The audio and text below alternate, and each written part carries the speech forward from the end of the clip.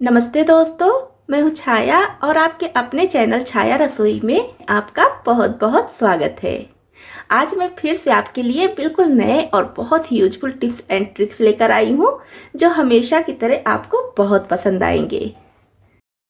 तो वीडियो देखने से पहले प्लीज़ आप कमेंट बॉक्स में लिखकर ज़रूर बताइए कि आप अपने चैनल छाया रसोई का वीडियो किस सिटी से देख रहे हैं। जैसे ये मिक्स दाल है तो आप इसके बजाय अरहर की दाल, चने की दाल, उड़द की दाल या कोई भी दाल हो गया उसके साथ भी इस टिप को अपना सकती हैं। तो इस दाल को मैं 5 से 6 दिन पहले ही बनाने वाली थी, लेकिन कुछ ना कुछ ऐसा होता गया, मतलब कि दूसरी चीज़ें बनती रहीं और इस दाल को बनाने का मौका ही नहीं मिला। तो इसको मैं इसी टिफिन में ही करके ऐसे रहने दी थी, जिसकी वजह से ये दालें पूरी तरह से सॉफ्ट हो चुकी हैं। तो अगर मैं इसको पकाऊंगी तो ये दाल बहुत अच्छे से नहीं गलेगी।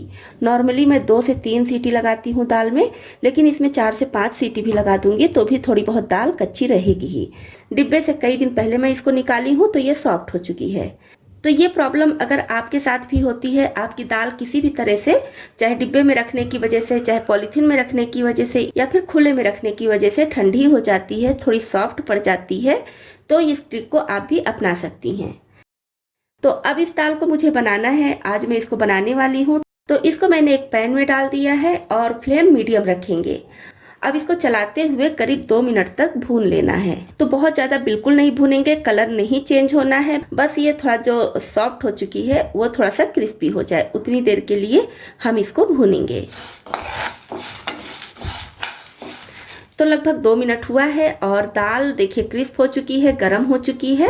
तो अब इसको हम पैन से निकाल लेंगे और जब ये पूरी तरह से ठंडी हो जाएगी तो फिर नॉर्मली जैसे हम दाल को 2 से 3 पानी से धुलकर बनाते हैं उसी तरह से बना लेंगे। तो इस दाल में ज़्यादा सीटी भी नहीं लगानी पड़ेगी, दाल बहुत जल्दी से गल जाएगी और इसका स्वाद भी बढ़ जाएगा। हमारी नेक्स्ट टिप है लौकी की सूखी यानी कि सादी सब्जी को लेकर। तो जब भी हम लौकी की सादी सब्जी बनाते हैं तो इसको छौंकते समय सरसों के तेल का यूज ना कीजिए। इसमें तड़के के समय देसी घी डालिए और उसके बाद जीरा, सूखी हुई लाल मिर्च या जो भी तड़का आप पसंद करते हैं डालकर फिर लौकी की सब्जी को बनाइए। तो देसी घी डालकर बनाने से लौकी की सादी सब्जी का स्वाद बहुत ज़्यादा बढ़ जाता है। तो एक बार इस टिप को आप भी ट्राई कीजिए और फिर बताइएगा कि आपको स्वाद में अंतर पता चला कि नहीं। तो नेक्स्ट टिप है हमारी जीरा को लेकर। तो जीरा डिब्बी में ही रखे रहिए, चाहे पॉलीथीन में रखे रहिए, कहीं भी रख दीजिए। तो कुछ कुछ दिन पर देखते हैं कि ये सॉफ्ट पड़ जाता है। तो जब ये सॉफ्ट हो जाता है तो जब इसको हम तड़के में डालते हैं तो जीरे का जो नेचर होता है कि गरम तेल में डालने के बाद फूलकर बड़ा हो जाता है। तो सॉफ्ट होने पर ये चिटकता नहीं है और फूलकर बड़ा भी नहीं होता है, बस इसका कलर डार्क हो जाता है। तो अगर घर में रखा हुआ आपका जीरा भी सॉफ्ट हो गया है तो इस तरह से प्लेट पर निकाल लीजिए और ऐसे फैला दीजिए। और अब जैसे आप कोई खाना बना रहे हैं, सब्जी या दाल कुछ भी बना रहे हैं, तो इसको ढकते ही हैं और ढकने के बाद इस प्लेट को इसके ऊपर रख दीजिए इस तरह से। और जब तक आपकी सब्जी बनेगी, दाल बनेगी या फिर कोई भी खाना आप बना रही हैं, चाहे भगोने में या कढ़ाई में, तो इस तरह से जीरे वाले प्लेट को इसके ऊपर रख दीजिए। तो जब तक आपका खाना बनेगा तब तक ये बढ़िया से कुरकुरा हो जाएगा। तो अलग से इसको भूनने की या फिर कुरकुरा करने की ज़रूरत नहीं पड़ेगी, आपका जीरा बिल्कुल सही हो जाएगा। इसी तरह से आप अजवाइन, सौंफ, मंगरेल या जो भी इस तरह के साबुत मसाले हैं उनको भी क्रिस्प कर सकती हैं। नेक्स्ट टिप है हमारी मिक्सी के जार को लेकर। छोटा वाला, मीडियम वाला या फिर बड़े वाले को लेकर, कोई भी जार हो गया, सबके लिए ये टिप है, तो आप इसको ज़रूर देखिए। तो इसमें जब भी हम कोई चीज़ पीसते हैं उसके बाद धुलते हैं, उसके बाद क्या करते हैं, इस तरह से करके रख देते हैं और या तो फिर ऐसे ही करके रख देते हैं। तो अगर हम इधर से ऐसे करके रखते हैं तो इसमें जो पानी लगा रहता है, पानी की वजह से ये सारा जाम हो जाता है। नए पे तो कोई दिक्कत नहीं होती है, लेकिन जैसे जैसे ये जार पुराना होता है तो बार बार पानी लगने की वजह से ये जाम हो जाता है, जिससे हमारा ये जार जल्दी ख़राब होता है। और अगर इस तरह से भी रखते हैं तो भी पानी जल्दी नहीं सोखता है, तो उसकी वजह से जैसे जैसे जार पुराना होता है तो जल्दी ख़राब होने लगता है और ये जाम भी हो जाता है, चलता नहीं है। तो हम जार को फिर चेंज कर देते हैं, दूसरा लेते हैं या तो फिर दुकान पर देकर सही करवाते हैं। तो इसके लिए बहुत अच्छी टिप है कि जब भी आप इसमें कोई चीज़ पीसिए उसके बाद अच्छे से धुल लीजिए। अब किचन में हम अक्सर कुछ ना कुछ बनाते ही रहते हैं, पूरे दिन गैस की ज़रूरत पड़ती ही रहती है। कोई भी खाना बना रही हैं, चाय बना रही हैं, तो जब वो बन जाए तो फ्लेम को ऑफ कर दीजिए और गैस के स्टैंड पर इसको ऐसे करके रख दीजिए। ध्यान रखिएगा कि फ्लेम ऑन करके नहीं रखना है, फ्लेम ऑफ करके तभी इसको रखना है, क्योंकि गैस का बर्नर या गैस का यह स्टैंड बहुत देर तक गर्म रहता है।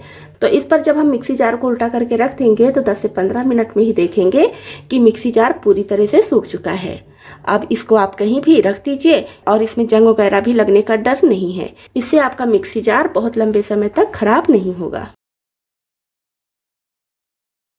तो नेक्स्ट टिप के लिए हमें चाहिए 4 व्हाइट ब्रेड। आप चाहे तो व्हाइट लीजिए, चाहे तो ब्राउन ब्रेड भी ले सकते हैं।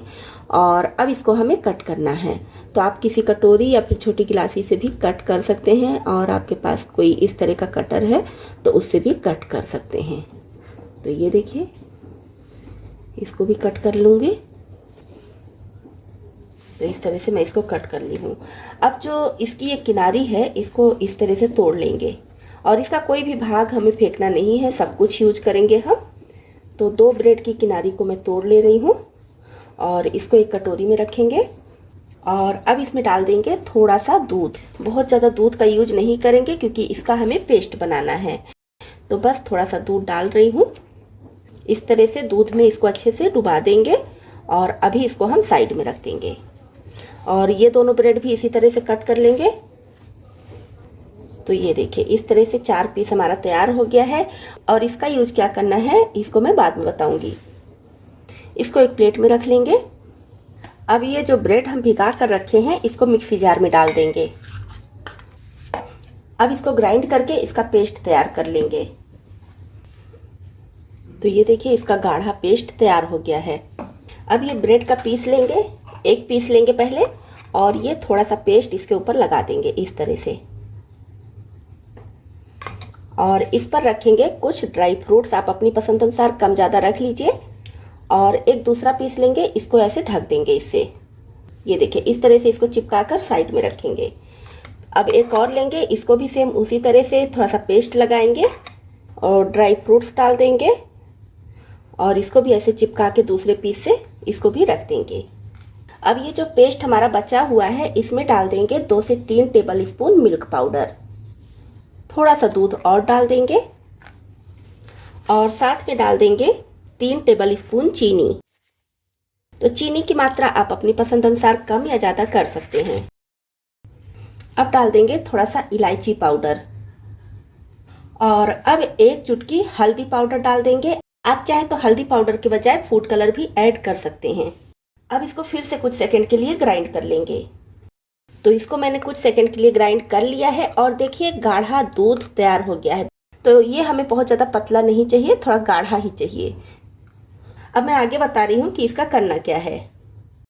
अब कोई सर्विंग प्लेट लीजिए और ये ब्रेड का जो हम बना कर रखे हैं इस पर रखेंगे। तो मैं यहाँ पर बना रही हूँ रसमलाई। ना तो गैस चलाने की ज़रूरत है और ना बहुत ज़्यादा चीज़ों की। आपने देखा ही, बहुत कम चीज़ों में ये रसमलाई बनकर तैयार हो जाएगी। अब ये जो रसमलाई के लिए दूध हम तैयार किए हैं, गाढ़ा गाढ़ा बिल्कुल क्रीमी दूध, बिना गैस चलाए, तो इसको इसके ऊपर डाल देंगे। अब इसके ऊपर डाल देंगे कुछ केसर के धागे। ऑप्शनल है, चाहे तो डालें चाहे तो स्किप कर दीजिए, बट ये रसमलाई देखने में अच्छी लगे इसलिए मैं थोड़ा सा डाल दे रही हूँ। और डाल देंगे थोड़े से बारीक कटे हुए ड्राई फ्रूट्स। तो ये भी ऑप्शनल है। अगर आप कुछ भी नहीं डालते हैं, सिर्फ ब्रेड और ये जो दूध हम तैयार किए हैं उसी से सिर्फ आप ये रसमलाई बनाएंगे तो भी स्वाद बहुत गजब का आता है। तो ये हमारी बन गई फटाफट रसमलाई। इसको आप चाहे तो खुद खाएं, चाहे तो मेहमानों को खिलाएं, कोई भी नहीं जान पाएगा कि बिना गैस चलाए ये रसमलाई हम बनाकर तैयार किए हैं। तो अगर आप ये रसमलाई बनाकर अपनी फैमिली में सभी को खिला देंगी तो यकीन मानिए इतनी ज़्यादा तारीफ मिलेगी कि आप फूले नहीं समाएंगी। और सिर्फ इसको बनाने वाला ही जान पाएगा कि किसी भी तरह की मेहनत नहीं है, ना ही कोई खास सामान है, लेकिन स्वाद बहुत गजब का आएगा। तो इस रेसिपी को आप ट्राई कीजिए, आपको भी बहुत पसंद आएगी। अब ये जो ब्रेड का टुकड़ा बचा हुआ था इसको क्या करेंगे, छोटे टुकड़ों में से तोड़ लेंगे। और आप इसके बजाय थोड़ा सा पुराना ब्रेड जो सूख जाता है ना उसको भी ले सकते हैं, या बिल्कुल ताज़ा ब्रेड ले सकते हैं। तो साइड का जो ब्रेड होता है उसको खाना कोई पसंद नहीं करता है, उसको भी ले सकते हैं। तो इसको हम इस तरह से तोड़ लेंगे। अब इसको मिक्सी जार में डालकर हल्का सा ग्राइंड कर लेंगे। तो इस तरह से इसको हम ग्राइंड कर लेंगे। ये देखिए। अब गैस पर पैन चढ़ाकर ये क्रम्स इसमें डाल देंगे और मीडियम फ्लेम पर चलाते हुए कुरकुरा कर लेंगे। ज़्यादा समय नहीं लगता है, 2 से 3 मिनट में ही ये कुरकुरा हो जाता है। तो ये अच्छे से कुरकुरा हो चुका है, फ्लेम ऑफ कर देंगे और इसको ठंडा कर लेंगे। तो ये हमारा बन गया है ब्रेड क्रम्स। मार्केट से हम बहुत महंगे में ब्रेड क्रम्स लाते हैं। इस तरह से आप ब्रेड के साइड से या टूटे फूटे ब्रेड से घर में ही सस्ते में ब्रेड क्रम्स बनाकर तैयार कर सकती हैं। अब पूरी तरह से ठंडा करके स्टोर कर लीजिए। फ्रिज में स्टोर करेंगे तो 4 से 5 महीने स्टोर रहेगा, और फ्रिज के बाहर रखेंगे तो 1 से 1.5 महीने स्टोर करके रख सकती हैं। और ये बढ़िया से कुरकुरा हो गया है तो इसके खराब होने का डर नहीं है। तो दोस्तों, आपको इसमें से कौन सी टिप ज़्यादा पसंद आई और कौन सी पहले से पता थी, कमेंट बॉक्स में लिखकर ज़रूर बताइए। तो इतने यूजफुल टिप्स एंड ट्रिक्स के लिए एक लाइक और शेयर तो बनता ही है। चैनल पर पहली बार आए हैं और हमारे यूट्यूब परिवार में शामिल होना चाहते हैं तो इस चैनल को सब्सक्राइब भी कर लें।